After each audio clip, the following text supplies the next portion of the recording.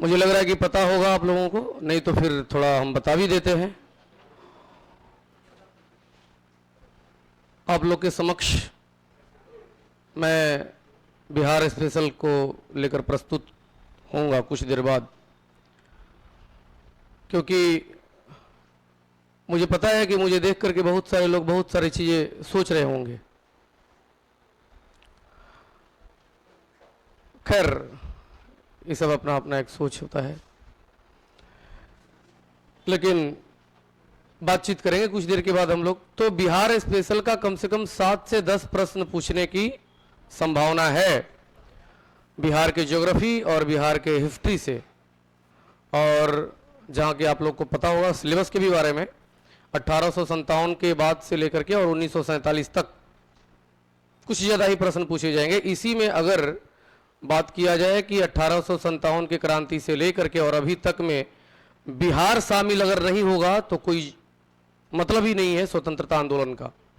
तो बिहार हिस्ट्री और उसके बाद जो है कि बिहार ज्योग्राफी और बिहार पॉलिटी से रिलेटेड कुछ टॉपिक्स है महत्वपूर्ण, उसको लेकर के हम लोग आपके सामने प्रस्तुत होंगे। आप लोग के मन से कि बिहार ज्योग्राफी स्टार्ट करें या बिहार हिस्ट्री या बिहार पॉलिटी या क्या स्टार्ट करें? क्या स्टार्ट करें? बिहार हिस्ट्री स्टार्ट करते हैं। चलिए, बिहार हिस्ट्री जब स्टार्ट करते हैं तो 1857 से थोड़ा और पहले चलेंगे हम, ठीक है? तो सबसे पहले हम लोग जो है कि सिलेबस नोट करेंगे कि हम लोगों को बिहार हिस्ट्री में क्या क्या पढ़ना है, नोट करेंगे।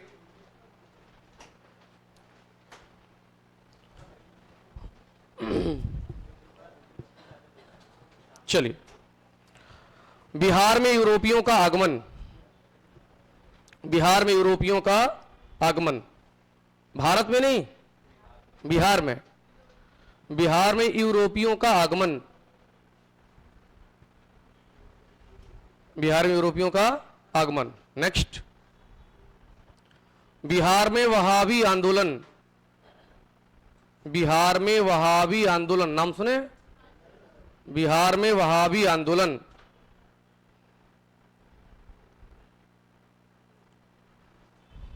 नेक्स्ट, 1857 की क्रांति और बिहार में गतिविधि। 1857 की क्रांति और बिहार में गतिविधि। नेक्स्ट, बिहार में आधुनिक राजनीतिक चेतना का उदय। बिहार में आधुनिक राजनीतिक चेतना का उदय।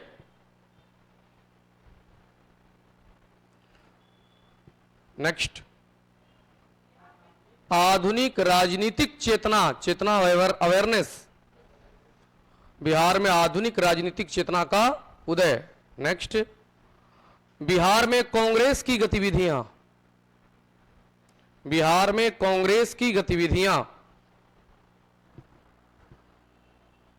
बिहार में कांग्रेस की गतिविधियां। नेक्स्ट, चंपारण सत्याग्रह। चंपारण सत्याग्रह। खिलाफत आंदोलन और बिहार, अगला है खिलाफत आंदोलन और बिहार।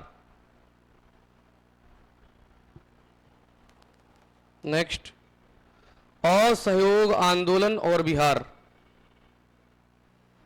असहयोग आंदोलन और बिहार।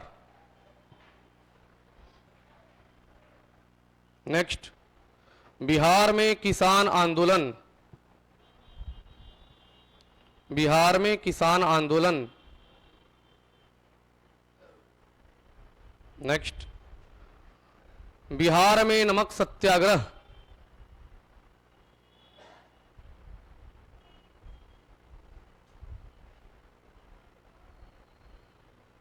नेक्स्ट, सविनय अवज्ञा आंदोलन एवं अन्य गतिविधियां। सविनय अवज्ञा आंदोलन एवं अन्य गतिविधियां। सविनय अवज्ञा आंदोलन एवं अन्य गतिविधियां। बिहार में व्यक्तिगत सत्याग्रह। बिहार में व्यक्तिगत सत्याग्रह।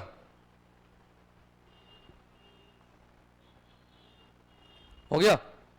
भारत छोड़ो आंदोलन और बिहार। इसके पहले बोले बिहार में व्यक्तिगत सत्याग्रह। हो गया। नेक्स्ट क्या है?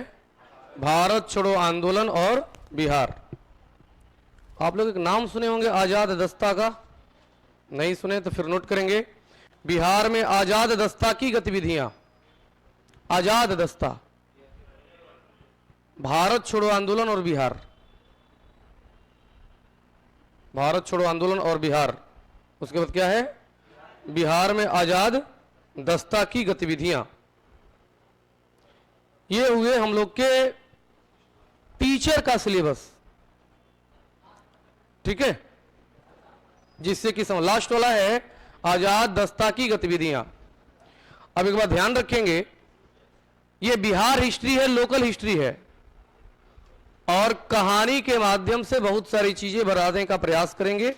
टू द पॉइंट हम लोग जो है कि लिखेंगे, क्योंकि आज 21 जुलाई को मुझे मौका मिला है और मुझे पूरा ये कोशिश रहेगा कि 15 अगस्त से पहले आप लोग का सिलेबस खत्म कर दें। और ये टीचर के जो है कि बैच का मेरा लगभग 6वां बैच है, इसलिए गुफरान सर थोड़ा याद किए तो आप लोगों को सोचे कि देखते हैं कि क्या है नहीं है। और ये भी जो है कि उम्मीद करके चलेंगे हम लोग कि अगर बिहार हिस्ट्री पूछता है तो कॉपी से बाहर नहीं जाने देंगे। ठीक है, क्योंकि ये टीचर का बैच है और बीपीएससी का जो सिविल सर्विस का बैच होता है ना, उसमें दावा के साथ बोलते हैं कि 25 प्रश्न अगर बिहार का पूछेगा तो 20 से 22 प्रश्न मेरे कॉपी से रहेगा। और ये आप लोगों को कुछ देर के बाद खुद ही पता चल जाएगा। तो पहला जो है कि हेडिंग देंगे बिहार में यूरोपियों का आगमन। बिहार में यूरोपियों का आगमन। बिहार में यूरोपियों का आगमन। चलिए, पूरी कहानी 10 से 15 मिनट में हम लोग पहले समझ लेंगे, उसके बाद जो है कि इसको हम लोग नोट डाउन करेंगे। तो भारत में सबसे पहले कौन आया? भारत में यूरोपियों में सबसे पहले कौन आया? और सबसे बाद में कौन आ गया? फ्रांसीसी। सिस्टमेटिक में कौन कौन आया? पुर्तगाली।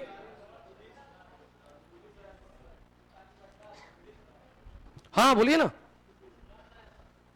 पहले डच आया, पुर्तगाली, डच।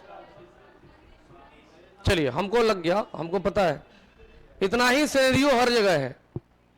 पुर्तगाली, डच, अंग्रेज, डेनिश और फ्रांसीसी आए थे सिस्टमेटिक वे में भारत में। अब आ जाते हैं जरा बिहार में, तो जरा ध्यान रखेंगे।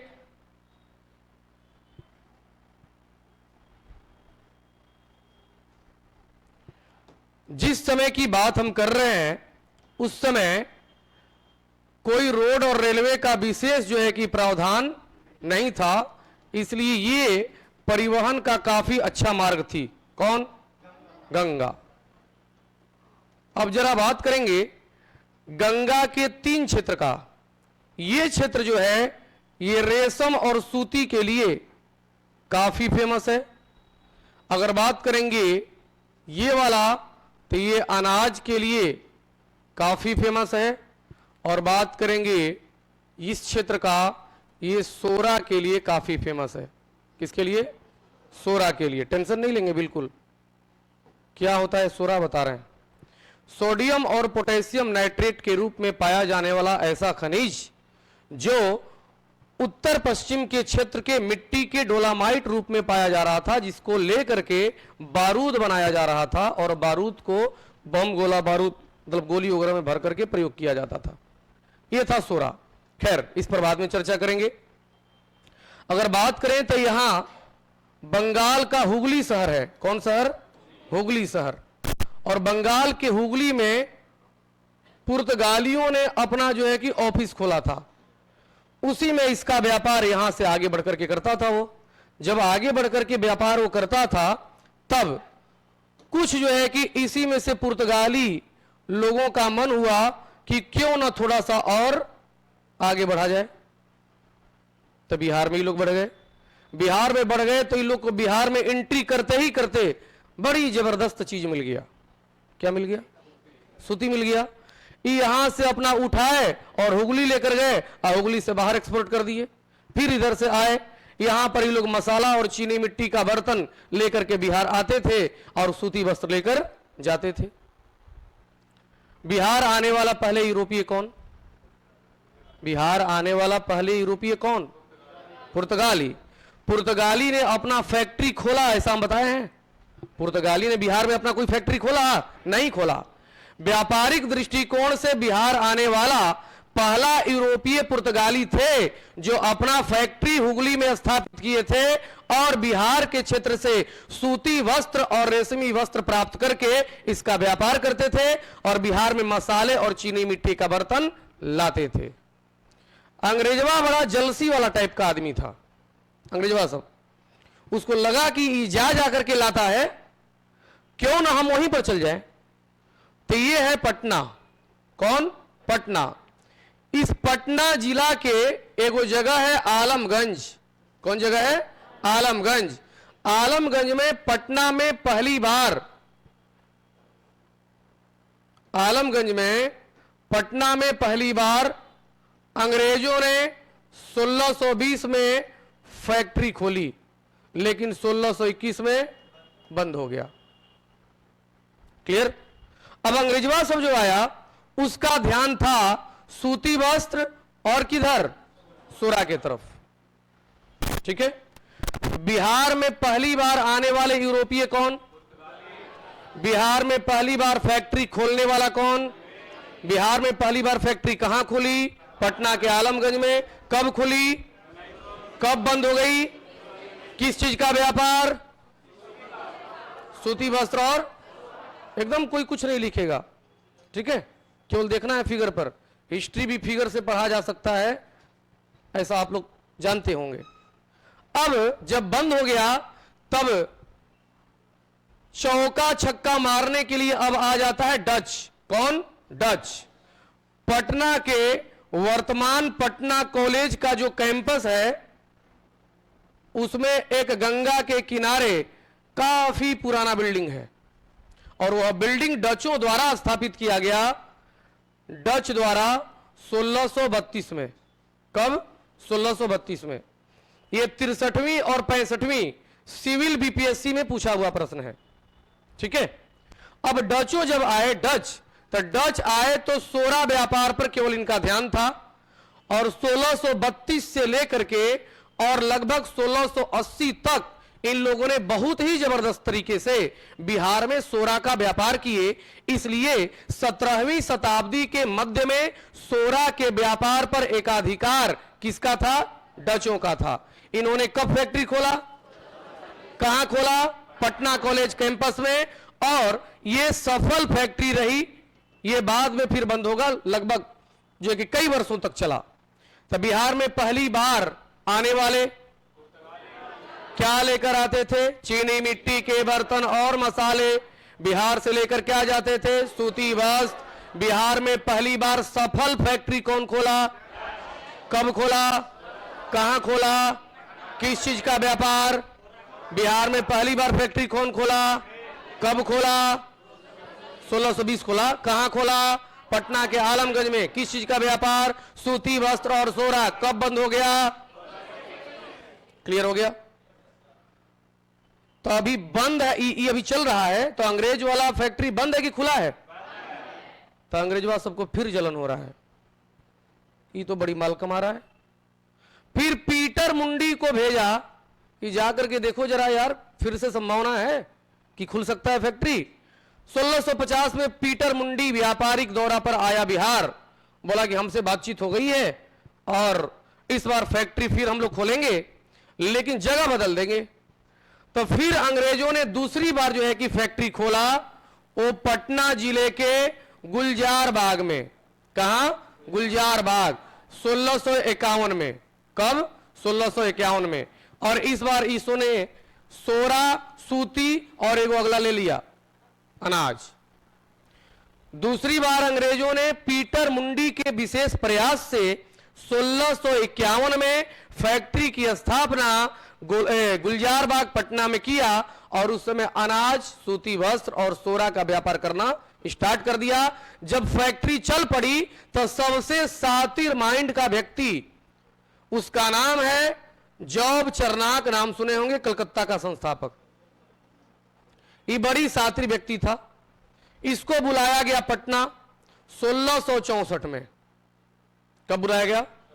तो 1664 में जॉब चरनाक को पटना फैक्ट्री का प्रधान नियुक्त कर दिया गया, जिसने अपने कौशल के बल पर इसने अपने व्यापारिक गतिविधियों को आगे बढ़ाया।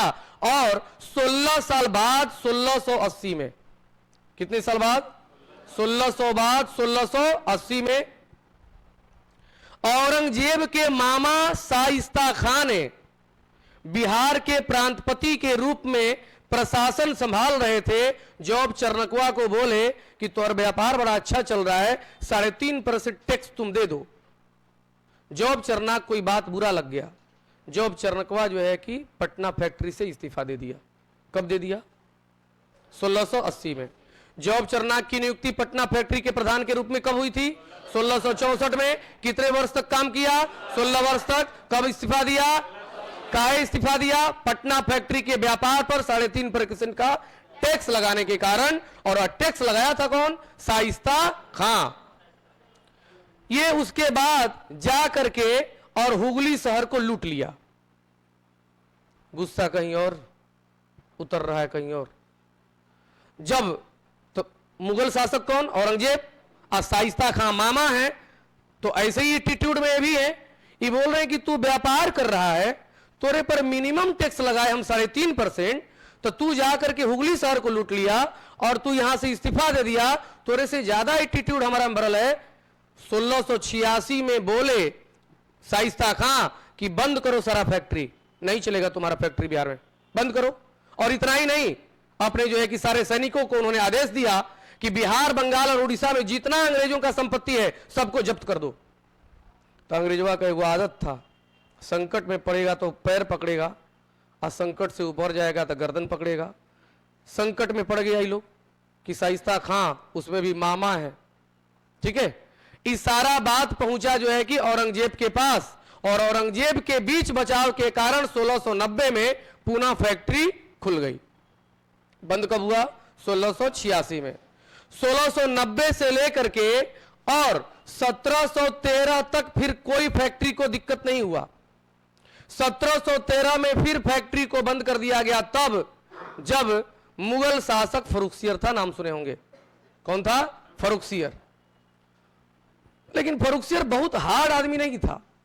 ये फिर 1717 में आदेश दे दिया कि फैक्ट्री खोल लो। अगले साल फिर फैक्ट्री खुल गया, यानी कब? 1718 में।